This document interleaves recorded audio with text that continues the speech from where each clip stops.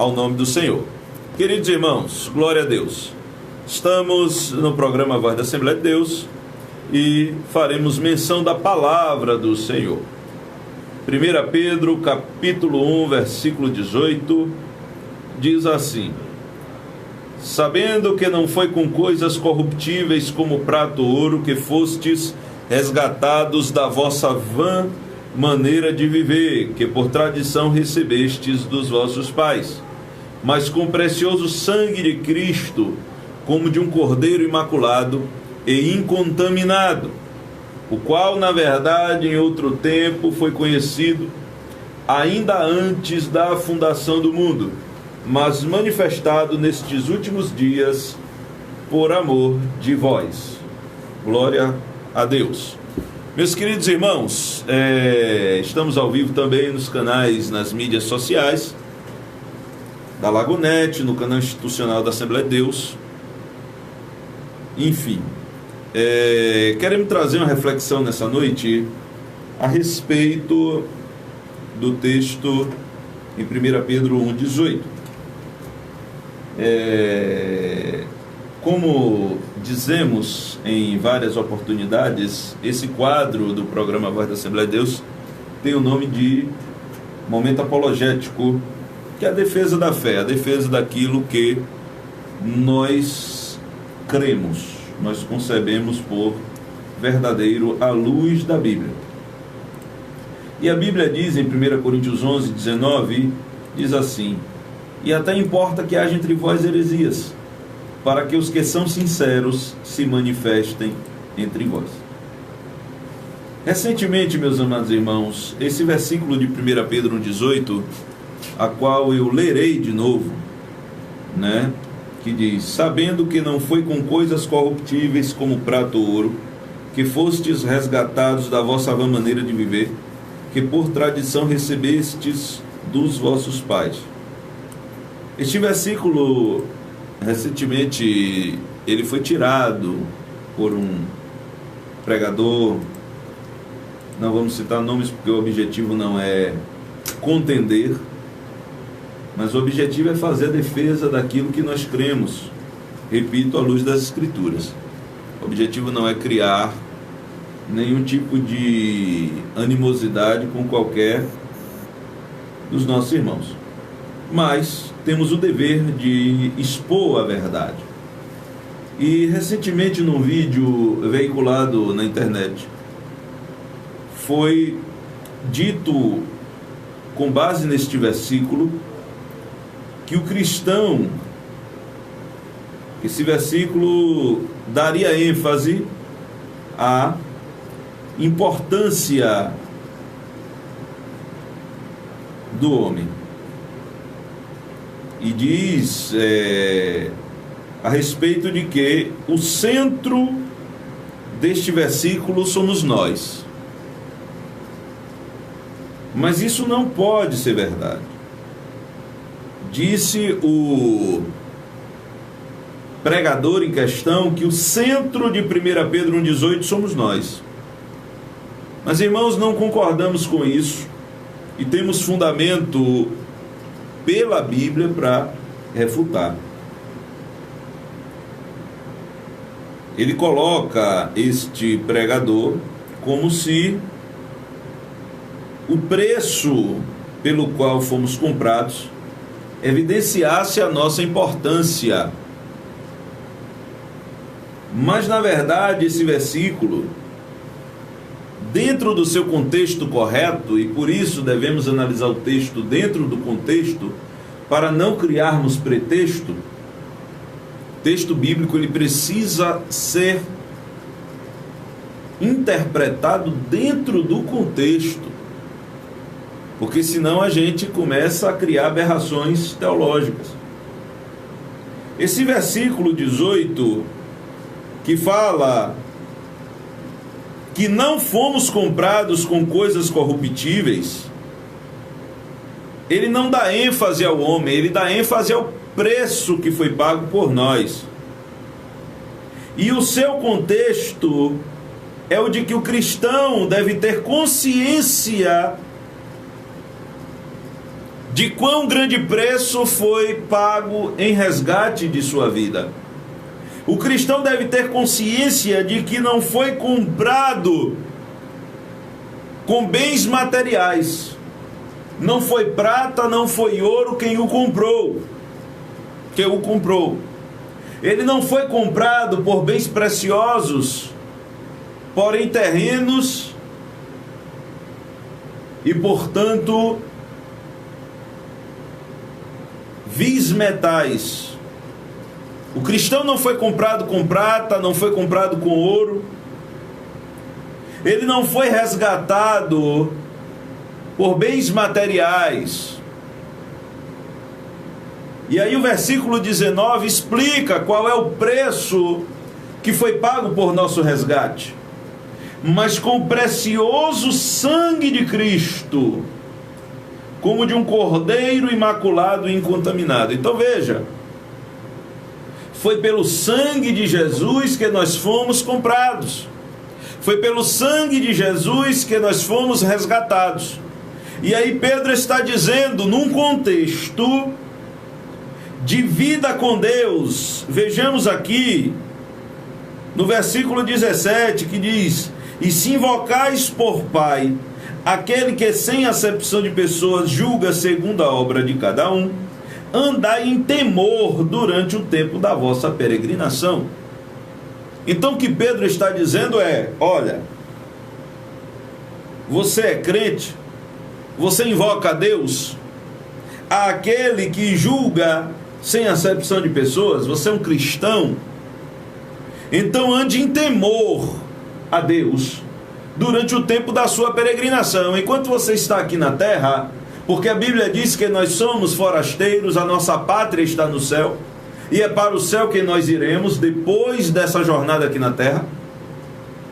E Pedro está dizendo, enquanto você está peregrinando pela terra, como peregrino, como forasteiro, alguém que não é mais daqui, mas que anda aqui, que vive aqui, ande em temor a Deus, sabendo que o preço que foi pago por você não foi preço de prata nem de ouro, porque ouro e prata qualquer um pode ter.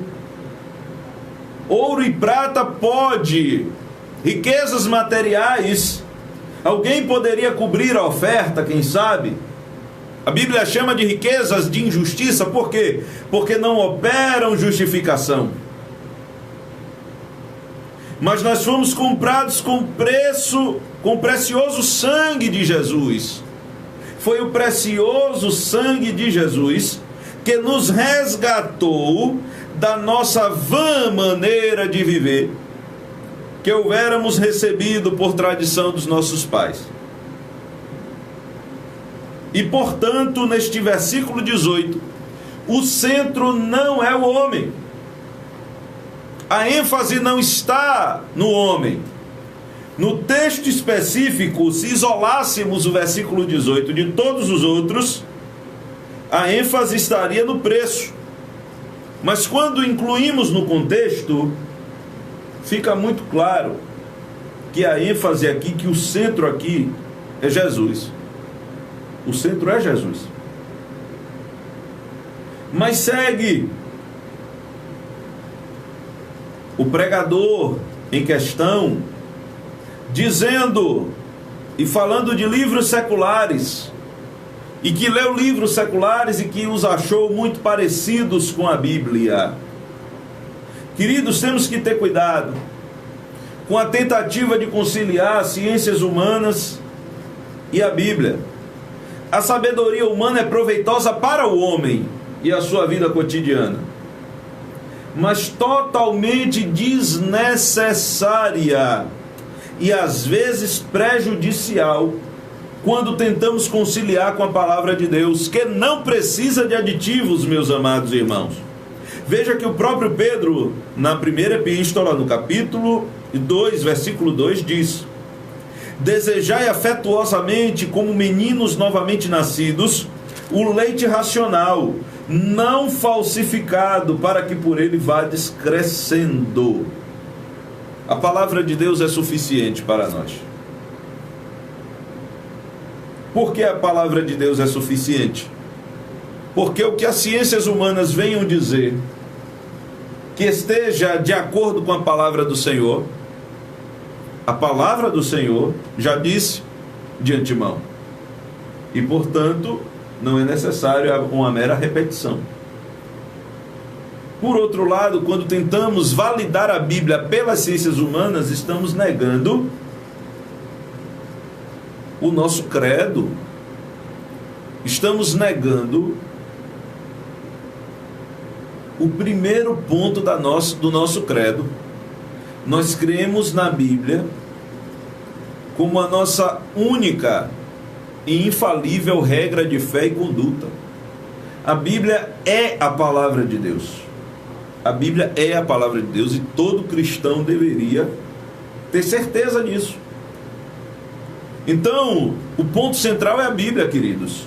Não podemos conciliar a Bíblia a livros de ciências humanas. Não, de forma alguma. 1 Coríntios 3:20 diz: o Senhor conhece os pensamentos dos sábios, que são vãos. É o que eu estou dizendo. As ciências humanas têm o seu valor, têm o seu papel e têm a sua importância para os homens. Mas a Bíblia fala, em 1 Coríntios 2, do 11 ao 14, olha o que diz: porque qual dos homens sabe as coisas do homem, senão o espírito do homem que nele está? Assim também ninguém sabe as coisas de Deus, senão o Espírito de Deus. Mas nós não recebemos o Espírito do mundo, mas o Espírito que provém de Deus, para que pudéssemos conhecer o que nos é dado gratuitamente por Deus, as quais também falamos, não com palavras que a sabedoria humana ensina, mas com as que o Espírito Santo ensina, comparando as coisas espirituais com as espirituais, ou seja, Bíblia com Bíblia. Ora, o homem natural não compreende as coisas do Espírito de Deus, porque lhe parecem loucura, e não pode entendê-las, porque elas se discernem espiritualmente. Irmãos, a Bíblia é tão explícita quanto a isso. É vã a tentativa de conciliar, vou dar um exemplo, conciliar a criação com a evolução. Não é possível essa conciliação. Ou nós cremos na Bíblia como a palavra de Deus, e nós cremos assim, ou então é melhor sermos honestos. Olha, não dá para mim, eu não creio, vou embora. O que não dá para conciliar o que a Bíblia diz com o que a Bíblia não diz, contradizendo a própria Bíblia. Eu vou te dar um exemplo, meus queridos irmãos. Existe um ensinamento, e este pregador menciona isso. Ele menciona que o homem se move mais quando se sente importante e reconhecido. Esse é um pensamento humano, mas é necessário entender como funciona pela Bíblia. Porque pela Bíblia, o que move o cristão é o Espírito Santo de Deus. A nossa caminhada de fé, ela é conduzida pelo Espírito Santo de Deus. 2 Coríntios 10:18 diz: porque não é aprovado quem a si mesmo se louva, mas sim aquele a quem o Senhor louva. Jesus, ele disse: aquele que quiser vir após mim, negue-se a si mesmo, renuncie-se a si mesmo, tome a sua cruz e me siga. Nós já falamos aqui, em outras oportunidades, sobre as obras da carne e o fruto do Espírito, e falamos da luta interior que ocorre no cristão, porque a carne cobiça contra o Espírito. E aqui está falando de carne no grego, se referindo ao eu, o eu adâmico caído, o eu adâmico que quer fazer o bem, mas não consegue. E por isso Gálatas 5,16 é muito claro: digo, porém, andai em espírito, e não cumprireis a concupiscência da carne. O que é concupiscência? É a vontade da carne. E qual é a vontade da carne? Prostituição, impureza, lascívia, idolatria, feitiçarias, inimizades, porfias, emulações, iras, pelejas, dissensões, heresias, invejas, homicídios, bebedices, glutonarias e coisas semelhantes. Essa é a vontade da carne. Essa é a vontade do eu caído. Essa é a vontade do eu adâmico. E pela palavra de Deus, eu preciso renunciar a esse eu. Eu preciso renunciar a esta vontade de andar segundo os meus próprios conceitos, os meus próprios impulsos, a minha própria natureza carnal, a minha própria natureza caída. E eu preciso me esvaziar de mim mesmo. E quanto mais vazio de mim mesmo, aí o Espírito Santo vai ter lugar para trabalhar na minha vida e me impulsionará a andar para frente. E aí tem um pastor que ele fala com muita propriedade sobre a autoestima e a estima do alto. Porque a Bíblia fala que o amor de Deus nos inunda, nos enche, nos preenche. E preenchidos com o amor de Deus, não precisamos de massagem no ego. Não é necessário massagem no ego. Não é necessário palavras de autoajuda. Não são necessárias palavras de autoajuda. Não se faz necessário elogio o tempo todo. Porque o texto está dizendo, volto, 2 Coríntios 10, 18. Porque não é aprovado quem a si mesmo se louva, mas sim aquele a quem o Senhor louva. Aqui louvou no sentido de elogio, de aprovação. Aquele que se aprova a si mesmo, ele não está aprovado. Mas aquele que está aprovado por Deus, esse está aprovado de verdade. Porque está aprovado pelo justo juiz. E portanto, meus irmãos, não há necessidade de ficar massageando o ego das pessoas o tempo inteiro. E na verdade, uma pessoa que precisa de massagem no ego todos os dias, essa pessoa deve estar doente, com a alma adoecida, com as suas emoções abaladas. Então veja como a sabedoria humana, ela em muitos aspectos, ela está contrária à palavra de Deus. E aí só pelo Espírito a gente vai entender isso, irmão Renato. Somente pelo Espírito a gente vai entender que quanto mais vazio, mais cheio. Somente pelo Espírito nós vamos entender que quanto menos do eu, mais de Deus. Quanto menos de... Entenda aqui a forma que eu vou falar. Quanto menos de eu em mim, mais de Deus em mim. Entenda isso. Não é necessário que alguém fique dizendo todo dia: você é bonito, você é lindo, você é maravilhoso, você é isso, você é aquilo. Porque no dia que não tiver ninguém para dizer, a pessoa morre. Fica dependente de aprovação dos outros. Fica dependente de aprovação alheia. Fica refém da aprovação alheia. Isso para o obreiro é um perigo. Isso para o obreiro é um perigo. Arão, ele ficou numa situação difícil. Moisés demorou de descer do monte. O povo apertou Arão para fazer um bezerro de ouro. E Arão, para agradar o povo, para ficar bem no conceito do povo, fez o bezerro de ouro. Os profetas que falaram a verdade na antiga aliança, todos eles foram perseguidos. O povo não aplaudia.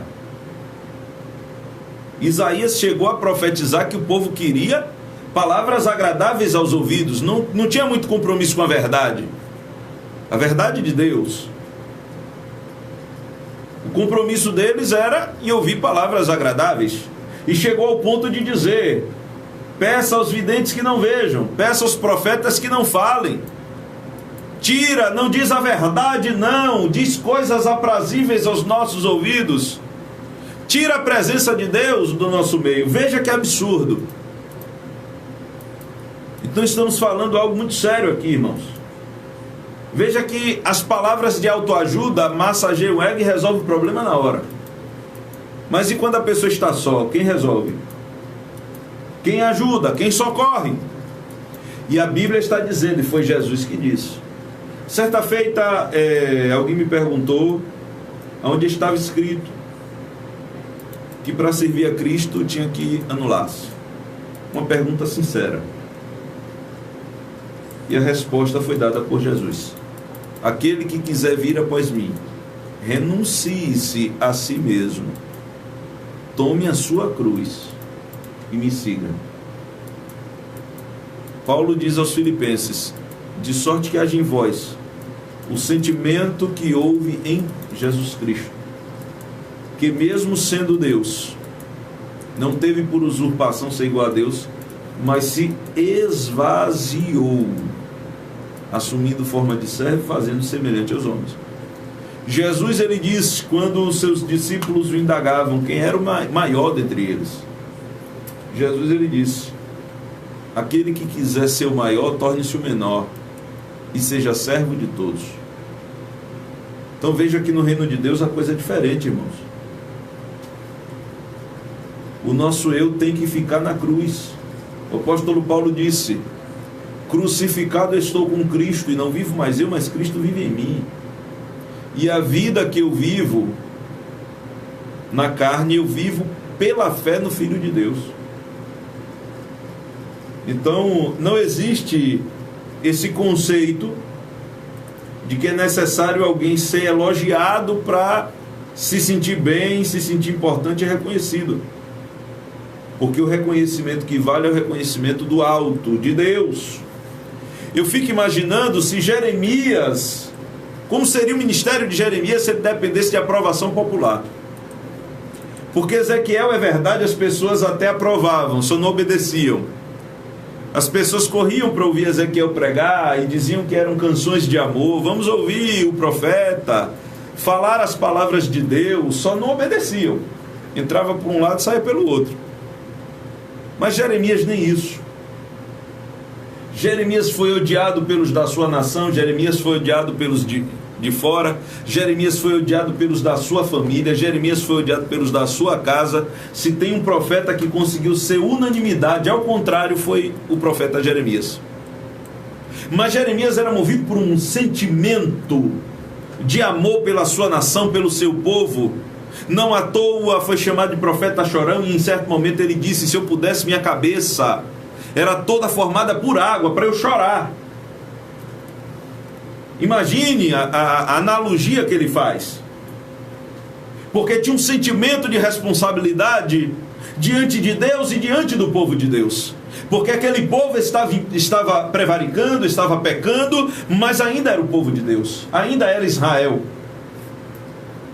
Então veja, meus amados irmãos, se Jeremias dependesse de aprovação popular para desenvolver o ministério que Deus confiou a ele, imagina se Isaías dependesse de aprovação popular para chegar diante do rei Ezequias e dizer, arruma a tua casa, porque morrerás e não viverás.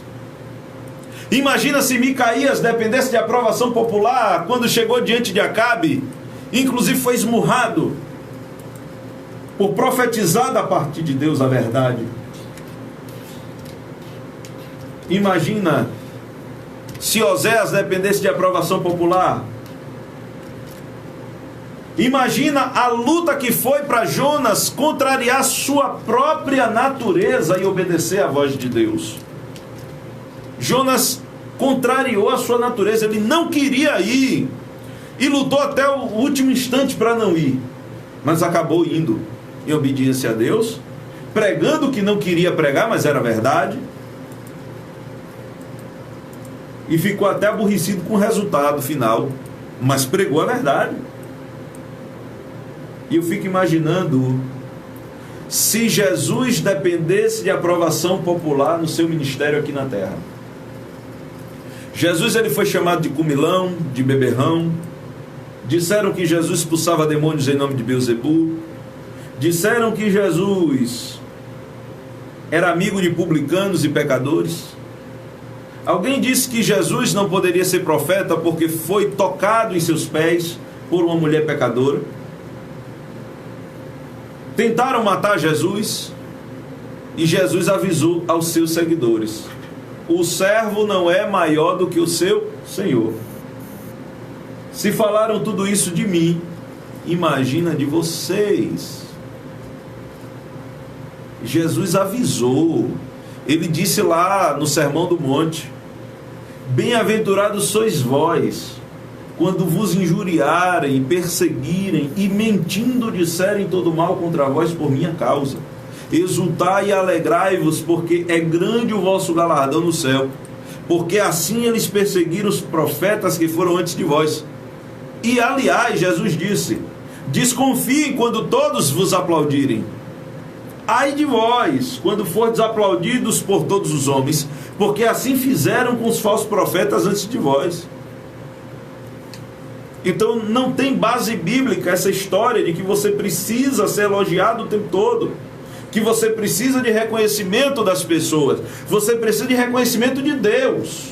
Eu preciso de reconhecimento de Deus, de aprovação de Deus. Reconhecimento não, aprovação. Porque tudo que fazemos para Deus, Jesus ensinou. Depois que você fizer tudo, você olhe para si e diga: eu sou um servo inútil, porque só fiz o que fui mandado fazer. São palavras de Jesus. Porque a gente tem que ter o maior cuidado, porque para fazer a obra precisamos de ajuda. Jesus disse: sem mim nada podeis fazer. Paulo, escrevendo aos Coríntios, disse que nós temos a excelência do conhecimento de Deus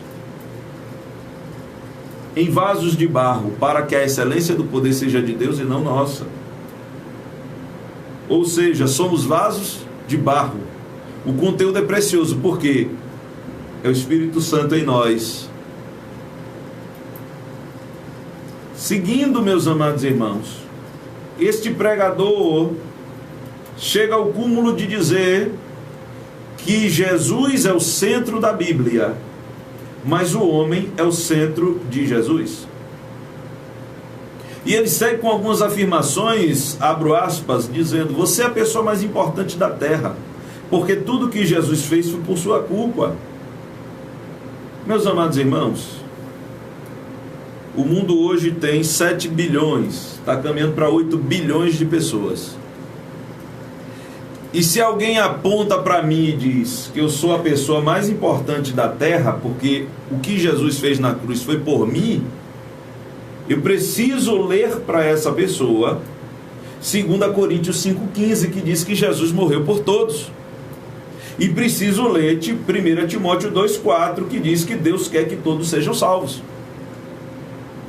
Para que essa pessoa entenda que eu sou tão importante quanto todos os outros. Nós somos igualmente importantes, e a Bíblia diz que Deus não faz acepção de pessoas. Então essa história de apontar para uma pessoa e dizer: você é a pessoa mais importante da terra, isso é sofisma. Isso é conversa de vendedor. Eu preciso pedir perdão pela palavra, a expressão forte, mas é a verdade. Isso é conversa de vendedor, irmãos. Eu não sou mais importante do que ninguém. Jesus morreu por todos. Ele morreu por mim, morreu por você. E Deus não faz acepção de pessoas. Eu não posso me envaidecer a ponto de me achar mais importante do que outros. E um pastor, um pregador do Evangelho, não pode enganar as pessoas dessa maneira. Ao contrário, a Bíblia diz que eu devo considerar meu irmão superior a mim. Falamos isso semana passada. Eu devo considerar meu irmão superior a mim. Não que ele seja, mas eu devo encará-lo dessa forma. Porque quando eu te considero, irmão Renato, superior a mim, e você me considera superior a ti, somos iguais diante de Deus. Somos iguais diante de Deus. Deus não faz acepção de pessoas. E é impressionante. É impressionante, louvado seja o nome do Senhor. Essa fala: você é a pessoa mais importante da terra. Não é. Todos nós temos um grande valor para Deus, mas um não é mais importante que o outro. E ele segue dizendo, tentando evidenciar, e fala: Segue este pregador dizendo: se sinta importante, se sinta relevante. Mas, irmãos, eu preciso andar com a Bíblia e pela Bíblia. Tiago 4,10 diz: humilhai-vos perante o Senhor e Ele vos exaltará. A Bíblia não diz: exaltai-vos perante o Senhor e Ele vos exaltará mais ainda. A Bíblia diz: humilhai-vos perante o Senhor e Ele vos exaltará. Ou seja, se esvazie na presença de Deus, Ele vai te encher. Se humilhe diante de Deus, Ele vai te exaltar. Por quê? Porque o nosso Deus, Ele abate o soberbo e exalta o humilhado. E veja que aqui não está dizendo: chegue na presença de Deus para que Ele te humilhe. O texto não diz isso. O texto diz: vá até a presença de Deus e se humilhe lá. Ou seja, reconheça que você não é, reconheça que você não pode, reconheça que você não tem, reconheça que você não sabe e adore a Deus. E este Deus que pode, que sabe, que tem e que é, este Deus te exaltará. Esse Deus te encherá do seu poder. Esse Deus te preencherá com a sua graça, com o seu amor, com a sua misericórdia. E ele segue dizendo: você é tão importante que foi comprado por alto e bom preço. Meus queridos, 1 Coríntios 6,20 diz: porque fostes comprado por bom preço. Glorificai, pois, a Deus no vosso corpo e no vosso espírito, os quais pertencem a Deus. A ênfase não está na importância do homem, mas no preço que foi pago. Entenda isso: o homem mortal, quão grande. João 3,16 é o primeiro versículo que todo novo convertido aprende. Eu me lembro, irmão Renato, eu novo convertido que sou, aceitei Jesus há 24 anos, sou um novo convertido ainda. O primeiro versículo que eu decorei foi João 3,16. Porque Deus amou o mundo de tal maneira. A ênfase não está na importância do homem, mas no amor de Deus. E quando eu digo a alguém que você é tão importante que foi comprado por alto preço, eu estou tirando a evidência do amor de Deus e colocando o homem como merecedor do sacrifício. Isso é um absurdo, queridos. Nós não merecíamos, e o texto diz em Romanos 5,8: mas Deus prova o seu amor para conosco, em que Cristo morreu por nós, sendo nós ainda pecadores. A ênfase não está na importância ou no merecimento do homem, mas no amor de Deus. Nós estamos encerrando esta programação nessa noite, passou tão rápido. Glória a Deus por tudo. Mas Romanos 5, versículos 6 a 8 diz: porque Cristo, estando nós ainda fracos, morreu a seu tempo pelos ímpios. Você entende que você e eu éramos ímpios? Você entende isso nessa noite? A nossa natureza é uma natureza ímpia. Eu não estou falando de depravação total, pelo amor de Deus, não somos calvinistas. Seguindo: porque apenas alguém morrerá por um justo, pois poderá ser que pelo bom alguém ouse morrer. Mas Deus prova o seu amor para conosco, em que Cristo morreu por nós, sendo nós ainda pecadores. A ênfase está no amor de Deus, e não na relevância do homem, na importância do homem. É claro que Deus deu importância ao homem, por amor, e não porque o homem fosse merecedor da salvação. A salvação não é por mérito, não é por atributo, é por graça, porque pela graça sois salvos por meio da fé. Isso não vem de vós, é dom de Deus. Então, meus amados irmãos, estamos encerrando, dando graças a Deus e te dizendo: sinta-se amado por Deus. Você, amigo ouvinte que ainda não aceitou a Cristo, sinta-se amado por Deus, porque Deus te amou de tal maneira. Mas entenda, em nome de Jesus, que o que nós precisamos para termos a nossa alma sarada não é de autoestima, mas é de estima do alto. É o amor de Deus em nós, é a estima do alto, o amor de Deus. É o amor de Deus que sara, é o amor de Deus que cura, é o amor de Deus que transforma, é o amor de Deus que regenera, é o amor de Deus que sela, é o amor de Deus que batiza, é o amor de Deus que muda a situação, é o amor de Deus que dá providência, é o amor de Deus que leva o homem para o céu. Que Deus abençoe a todos, em nome de Jesus.